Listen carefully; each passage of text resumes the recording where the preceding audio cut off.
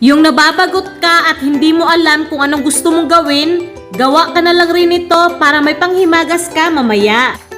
Nakakabagot ang araw na to. Tara, gawa tayo pang pawala lang sa bagot. Painitin ang kawali sa mahinang apoy lang. Margarine, 1/2 cup.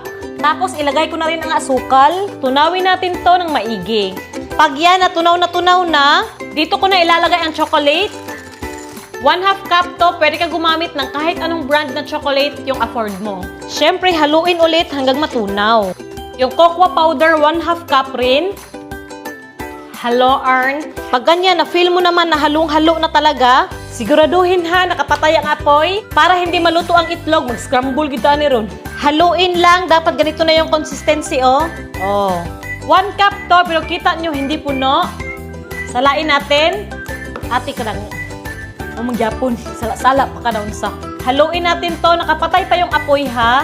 Haluin lang ng maigi hanggang hindi na makita yung harina. I-on ulit ang apoy sa mahina lang. Tapos, bilisan mo yung pag-ukay. Charot. Sa naglumba ta dere kay bilisan natin. Charot. Dahan-dahan lang, chill. Pag ganito na yung texture, patayin na yung apoy.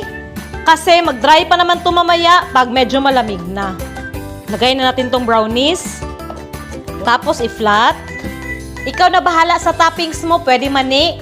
Pero lalagyan ko lang ng chocolate chips. Medyo mainit pa, hayaan ko lang lumamig pero hindi ko ipapasok sa ref para hindi tumigas. Hiwain natin. Oops. Tingnan nyo naman, oh.